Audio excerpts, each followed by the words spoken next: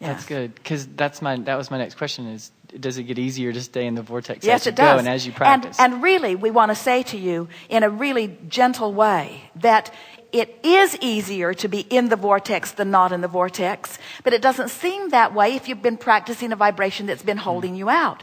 But it's much easier, and you know how we know? Because this is who you are. This is the eternal you. This is who you will return to. In other words, this is the main event. This is the big story. You're here in this body creating that which is the non-physical version of you, which is always moving forward.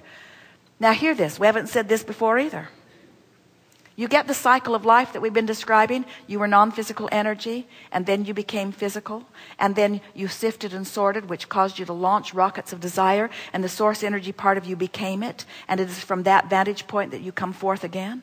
So can you hear us when we say clearly to you that things that you're doing as an individual or as a collective consciousness in this life experience are causing the next life experience to get queued up? The world into which the babies are being born was created long before those babies came forth. In other words, that's this continual cycle of life, you see.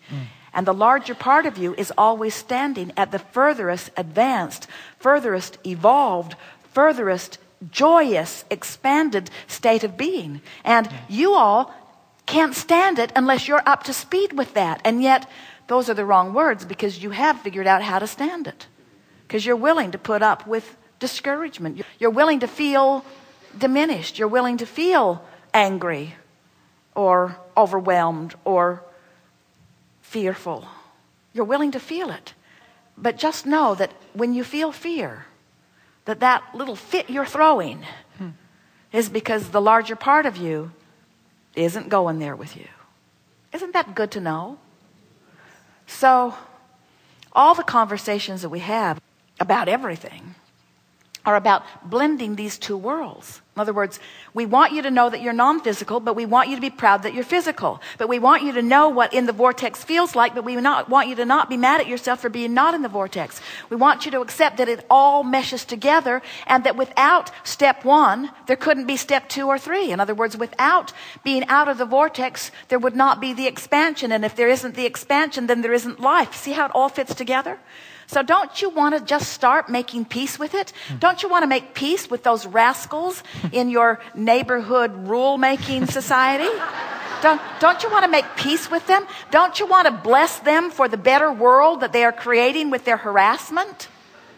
Seriously. Don't you want to appreciate the contrast? Because without it, the new idea couldn't be born. And without the new idea, you couldn't continue to be. We couldn't either. And without the new idea, there wouldn't be expansion. And without expansion, we would all cease to be. Don't worry about it. That can't be. But getting it all fit together in your mind, don't you just love contrast? You do when you go to the buffet. When you go to the buffet, you love contrast. You're glad that that president of that committee isn't the only one that got to choose the food. You're glad. You're glad. You're glad that there's variety. And when you see things you don't want, you just don't put them on your plate. At the buffet, you don't have any problem with contrast. You just become a very deliberate, selective sifter. But in this world of thought, you say, oh, that thought hurts me. That observation hurts me. And since I have no ability to focus other than upon what's right in front of me, then we need to destroy that and that and that. And we say, how is it working out? Not so well. Not that well. Not that well. It is so satisfying to become the deliberate focuser that you were born to be by following the emotions that are within you that will always lead you to the furthest, most expanded place, you see. It's interesting. Human seems to think that as he walks with each other, that in his disapproval of so many things, he will be left with a piece of something that he can approve of. As if I could push hard enough against unwanted things, I could obliterate them, and then in all of the absence of all of the unwanted things, there would be wanted. And we say, it could not be more opposite. It's out of those unwanted things that is born the wanted. Then it's up to you to focus, because you can have it either way for a while. You can have it either way for the time you're in this physical body. You are so free, you can choose bondage. You are so free, you can choose thoughts that feel awful. You are so free, you can be miserable for a while.